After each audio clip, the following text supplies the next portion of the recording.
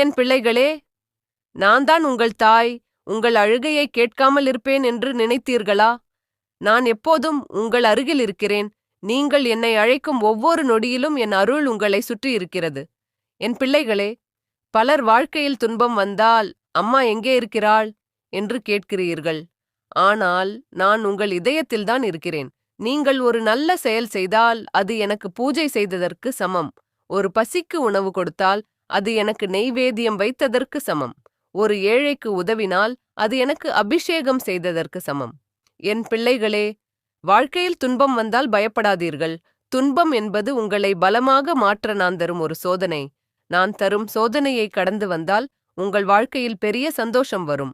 நீங்கள் பொறுமையாக இருந்தால் என் அருள் உங்கள் வாழ்க்கையை மாற்றும். என் பிள்ளைகளே, என்னை நம்பி வாழும் ஒருவரை நான் ஒருபோதும் கைவிட மாட்டேன்.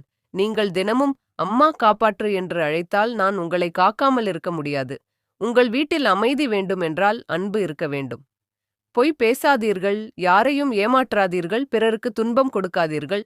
நல்ல மனசு வைத்திருந்தால் என் அருள் உங்கள் வீட்டில் நிரந்தரமாக இருக்கும். உங்கள் பெற்றோரை மதியுங்கள், அது என்னை மதிப்பதற்கு சமம். என் பிள்ளைகளே, உங்கள் குடும்பத்தில் சந்தோஷம் வர வேண்டும் என்று நான் ஆசீர்வதிக்கிறேன். உங்கள் வீட்டில் நோய் இல்லாமல், துன்பம் இல்லாமல், சுகம் நிறைய இருக்கட்டும். உங்கள் முயற்சியில் வெற்றி கிடைக்கட்டும். என் பிள்ளைகளே, இந்த மந்திரத்தை மனதில் சொல்லுங்கள்.